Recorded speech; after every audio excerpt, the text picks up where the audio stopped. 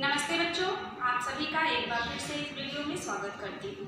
आज हम कक्षा 8वीं की पाठ्यपुस्तक इतिहास के दूसरे पाठ यूरोप और भारत के बारे में अध्ययन करेंगे। देखो बच्चों, इसके पहले आपके पास 3 वीडियो गया होगा, जिसमें हमने पहले वीडियो में देखा कि 13वीं से 16वीं शताब्दी के बीच यूरोप किस तरह से मध्य युग से निकल के आधुनिक युग में कदम रखता है।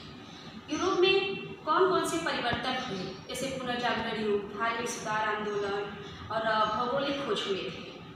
ये हमने पहले भाग में देखा था।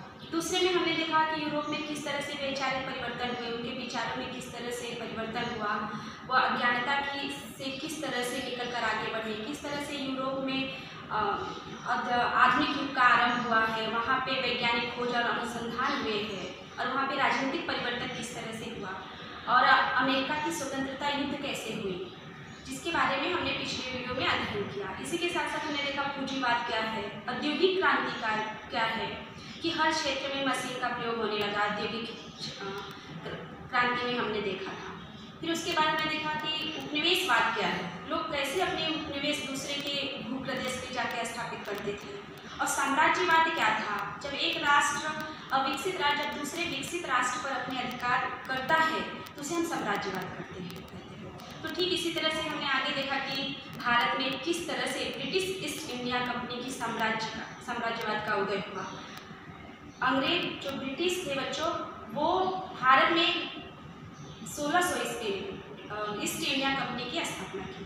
और यह स्थापना जिस कंपनी जो ब्रिटिश कंपनियां उदय हो रही थी, इसका क्या उद्देश्य था कि व्यापार करने के लिए, अपनी समृद्धि बढ़ाने के लिए यह हर जगह कंपनी स्थापित करते थे, जिसमें वो वहाँ इंग्लैंड में 1600 ईस्वी में ब्रिटिश ईस्ट इंडिया कंपनी की स्थापना हुई। उसके बाद हमने देखा अंग्रेज और फ्रांसीसी के बीच किस तरह से युद्ध हुआ, जिसमें अंग्रेज विजयी होते हैं, जिसे हम कर्नाटक युद्ध के नाम से जानते हैं। कर्नाटक युद्ध हुआ था, जिसमें तीसरे जो परिणाम था उसमें वो अंग्रेज जीत गए हैं और फ्रांसीसी जो था वो पराजित हुआ था। अब अंग्रेजों के सामने कोई ऐसी सत्ता नहीं थी जो अंग्रेज के विरुद्ध में खड़ा हो सके। तो ऐसे में अंग्रेजों की सत्ता वहाँ पे मजबूत हुई।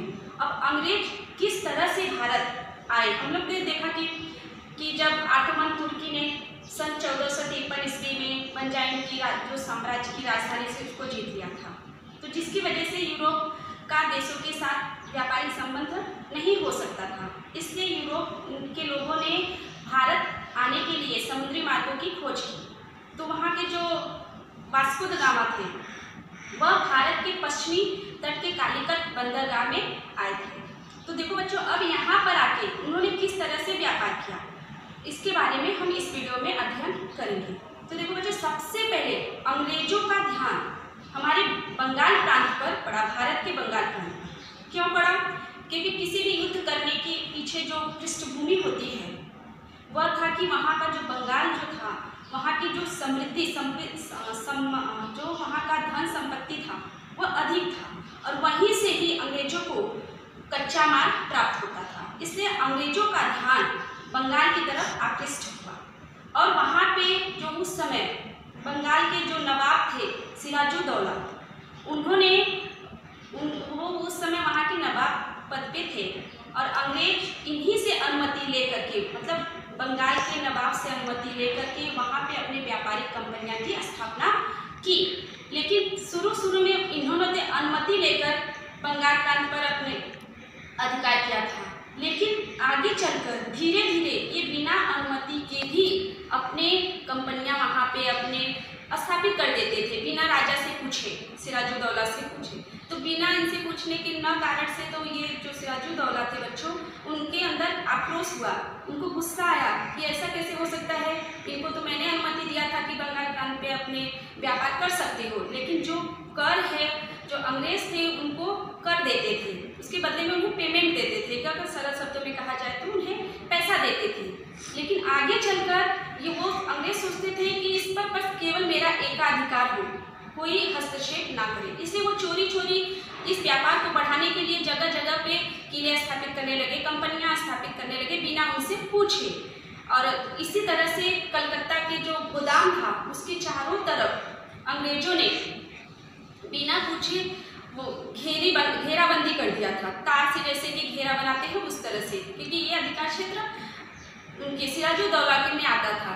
यह बात उनको पसंद नहीं आई और सिराजुद्दौला इसके विरुद्ध में उस पर आक्रमण करके उसे कलकत्ता को जीत लिया।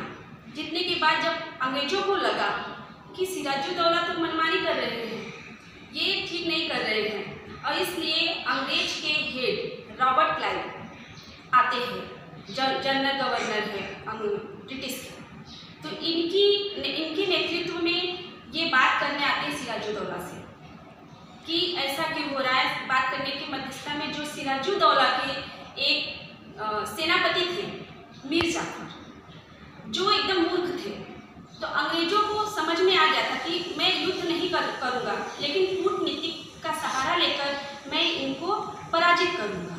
तो जब वो देखे कि मीर जाफर जो सिराजुद्दौला के सेनापति थे, तो जब देखे ये मूर्ख है तो इसको लालच दे देते हैं कि तुम मेरे साथ आ जाओ और क्या करो कि तुम इनके विरुद्ध में, अपने जो नवाब हैं उनके विरुद्ध में हमारे साथ मिल जाओ और युद्ध करते हैं। लेकिन क्या होता है कि जो सिराजुद्दौला थे, इसलिए उनके एक में करके उन्हें लालच देके, प्रलोभन देके कि तुम्हें मैं वहाँ का बंगाल का नवाब पद दे दूंगा, सेनापति से तुम्हें नवाब पद दे दूंगा। इसलिए मीर जाफर को अपने में ले लिए और युद्ध की घोषणा कर देते हैं। और मीर जो जाफर थे उनके नेतृत्व में यहाँ पे सिराजुद्दौला का कोई भी साथ नहीं दिया, जिसके कारण जो प्लासी की युद्ध हुआ था बच्चों, वो असल माने में युद्ध हुआ ही नहीं था। बस केवल इन लोग अंग्रेज और सिराजुद्दौला के लोग मैदान में उतरे थे युद्ध करने के लिए एक दूसरे के सामने। लेकिन जब मीर जाफर जाके अंग्रेजों से मिल गए तो कोई भी सेना उनके आगे नहीं टिका, और इसलिए बिना लड़े सिराजुद्दौला का वहाँ पे पराजित हो जाते हैं और बंगाल प्रांत पर वे अपना अधिकार अंग्रेज कर लेते हैं, जिसे हम इतिहास में प्लासी के युद्ध के नाम से जाना जाता है। तो देखो बच्चों, इसे और अच्छी तरह से समझने के लिए आप यहाँ पे व्हाइट बोर्ड पे ध्यान दीजिए कि प्लासी की युद्ध कब हुई थी। देखो यहाँ पे बंगाल में ब्रिटिश ईस्ट इंडिया कंपनी की सत्ता, जैसे कि हमने बताया कि पिछले वीडियो में हमने देखा कि अब यूरोप की सत्ता जैसे जैसे समाप्त होने लगी और अंग्रेज जो थे उनके सामने कोई भी स्पर्धी नहीं बचा, इसलिए इनका ध्यान कहाँ पे हो गया? बंगाल पे। क्यों हो गया? क्योंकि उनको कच्चा माल व्यापार करने के लिए कच्चा माल बंगाल से प्राप्त होता था और यह एक धन संपत्ति वाला प्रांत था, इसलिए इनका ध्यान, अंग्रेजों का ध्यान बंगाल पर पड़ा और इसलिए इन्होंने प्लासी की युद्ध किया। तो देखो 1757 ईस्वी में सिराजुद्दौला और अंग्रेजों के बीच में प्लासी का युद्ध हुआ था। तो देखो बच्चों, सिराजुद्दौला जो बंगाल प्रांत के नवाब थे, कौन था नवाब? सिराजुद्दौला। तो पहले शुरुआत में अंग्रेज क्या करते थे, सिराजुद्दौला से परमिशन लेकर अपने व्यापार करने लगे बंगाल प्रांत में, लेकिन आगे चलकर जब सिराजुद्दौला से बिना पूछे ये कोलकाता के गोदामों पर अपना अधिकार करने लगे, वहाँ के पर अत्याचार करने लगे, तब उनको पसंद नहीं आया और उन्होंने अंग्रेजों के विरुद्ध युद्ध की घोषणा कर दी। तो आप देखिए यहाँ पे बंगाल के नवाब सिराजुद्दौला ने कोलकाता स्थित अंग्रेजों की गोदाम को अपने अधिकार में कर लिया। अब अगला है, नवाब के सेनापति मीर जाफर को नवाब पद का प्रलोभन देकर रॉबर्ट क्लाइव ने उससे अपने पक्ष में कर लिया। मीर जाफर कौन था? सिराजुद्दौला का सेनापति। अब जब रॉबर्ट क्लाइव को लगा कि हमें कूटनीति का उपयोग करना चाहिए, इसलिए वो क्या करते हैं, मीर जाफर को ऐसा बोलते हैं कि तुम्हें मैं सेनापति से क्या बना दूंगा? नवाब के पद पर बिठा दूंगा, इसलिए तुम हमारे साथ मिल जाओ। और इसलिए वो मीर जाफर को अपने नेतृत्व में कर दिया। और नेतृत्व में करने के बाद क्या होता है, देखो नवाब की सेना ने युद्ध में भाग ही नहीं लिया, मतलब इनके नेतृत्व में नवाब की जो सिराजुद्दौला की जो सेना थी वो युद्ध में भाग नहीं लिए, और जिससे इससे क्या होता है, उनकी पराजय हो जाती है और वहाँ पे अपना अधिकार अंग्रेज लोग कर लेते हैं। तो ये तो हो गया प्लासी का युद्ध। किसके बीच हुआ था बच्चों? सिराजुद्दौला और अंग्रेजों के बीच में हुआ था। अब देखिए आगे चलकर इसी से संबंधित अब अंग्रेज कौन से कूटनीति का प्रयोग करते हैं कि मीर जाफर को भी हटा देते हैं। जब मीर जाफर वहाँ का बंगाल प्रांत का नवाब बना तो शुरू में वो अंग्रेजों की सुनता था, इसलिए अंग्रेज उसे पसंद करते थे। लेकिन धीरे धीरे जैसे वह किसी चीज़ में हस्तक्षेप करने लगा, बिना अंग्रेज उससे पूछे बहुत सारे काम करने लगे, अत्याचार करने लगे और उनके भागों को अधिकार जमाने लगे, तो मीर जाफर को भी अच्छा नहीं लगा और वो भी अंग्रेजों के विरुद्ध में हो गए। तब उनको हटा के अंग्रेज इतने कूटनीतिक का प्रयोग करते थे कि पूछो मत। अब उसके बाद मीर जाफर को उन्होंने नवाब पद से हटा दिया और इनके दामाद मीर कासिम को नवाब पद के लिए दे दिया। लेकिन मीर कासिम को भी बच्चों यह अंग्रेजों का सहना, जो अत्याचार करते थे व्यापार के लिए, जो उनका लाभ उठाते थे, कोई कर नहीं देते थे, इन्हीं के राज्य में करते थे, कंपनियां स्थापित करते थे, कमाते थे, लेकिन इनको कुछ नहीं देते थे। इसलिए मीर कासिम भी इनके अंग्रेजों के विरुद्ध हो गया। तो यहाँ पे देखिए ये युद्ध किसके बीच में हुआ? बक्सर का युद्ध। देखो अंग्रेजों के अवैध व्यापार को रोकने के प्रयास करने के कारण मीर कासिम कौन था बच्चों? ये मीर जाफर के दामाद थे। इसलिए इनको हटा के जब मीर कासिम को जब वहाँ के बंगाल के नवाब पद पर बिठा दिया गया, तो ये भी अंग्रेजों के जो गैर कानूनी जो व्यापार चल रहे थे उसे रोकने के लिए ये युद्ध के लिए घोषणा की। तो देखो तो उन्होंने अंग्रेजों ने क्या किया कि इनको भी नवाब पद से हटा दिया। जब ये विरोध करने लगे तो इनको भी हटा दिया।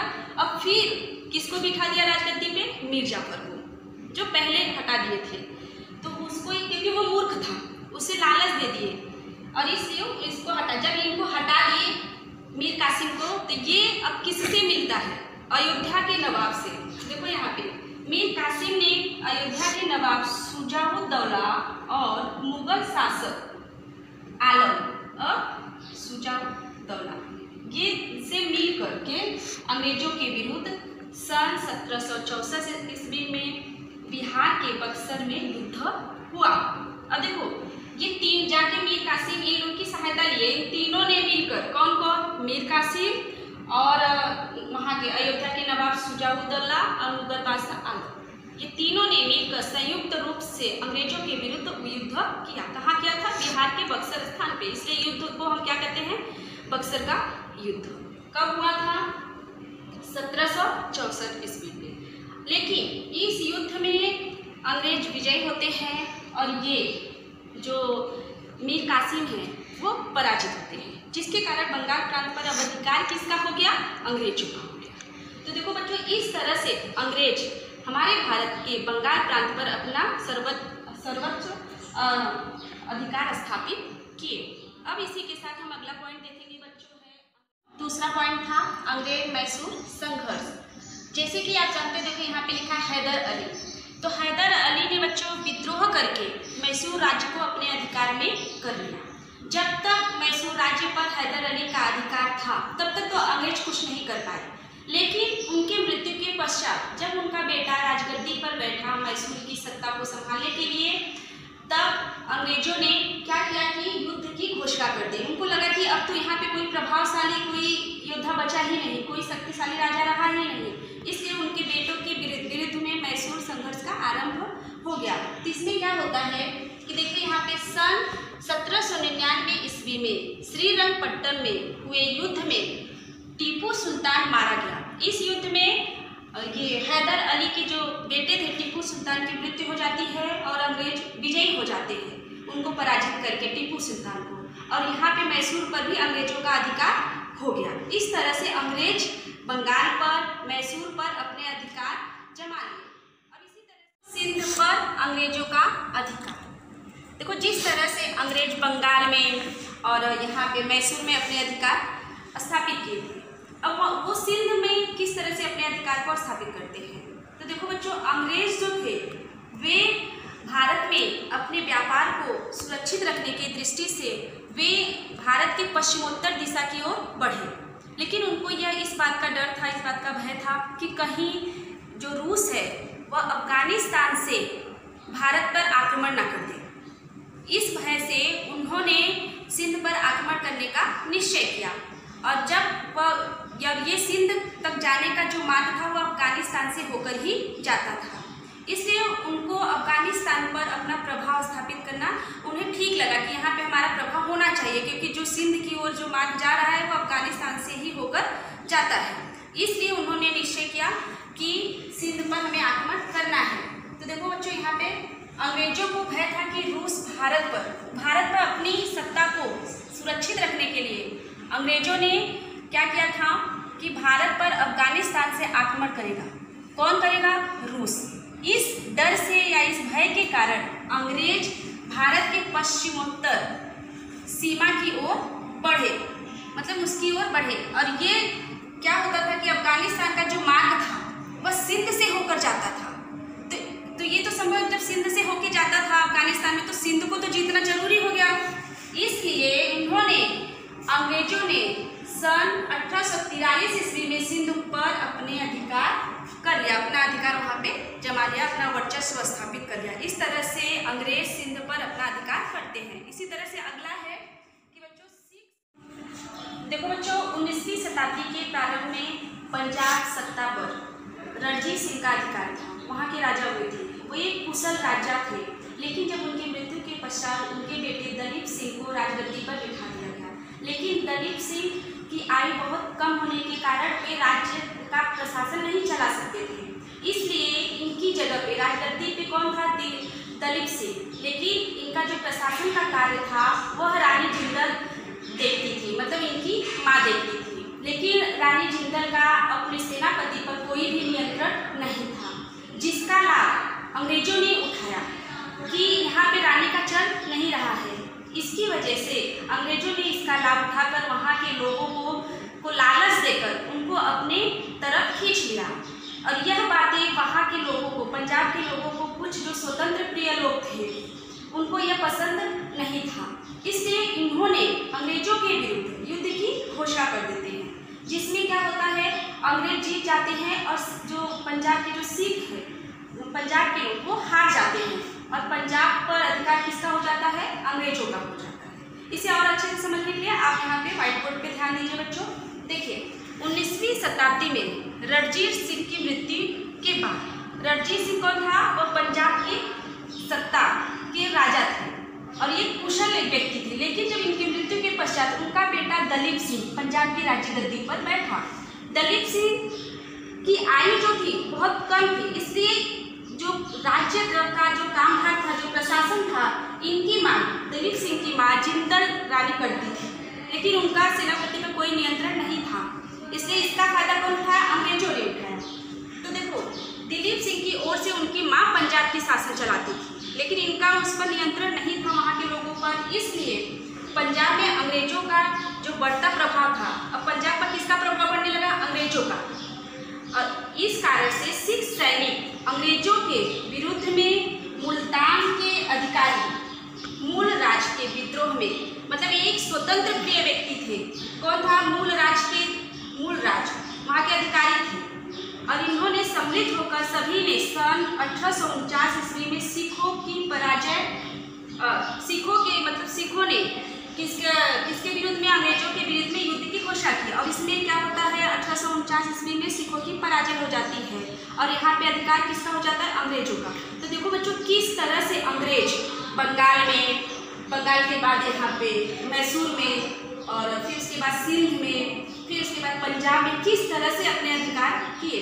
अब अंग्रेजों के सामने कोई मराठा सत्ता उनके विरोध में नहीं था। तो इस तरह से ये पाठ खत्म होता है बच्चों, समाप्त होता है। और जो अगला है, अंग्रेज का जो परिणाम, किस तरह से वो सत्ता करते हैं, जो वहाँ पे अपना अधिकार करके जो उसका क्या परिणाम होता है, वह हम इसके तीसरे पाठ में पढ़ेंगे। तो आज की कक्षा के अनुसार बच्चों, आपको यह गृह कार्य दिया जाता है कि प्लासी की युद्ध किसके बीच हुआ था, कब हुआ था और बक्सर के बारे में आपको लिख करके शुक्रवार को और शनिवार को ग्रुप में भेजना है। अगले वीडियो में हम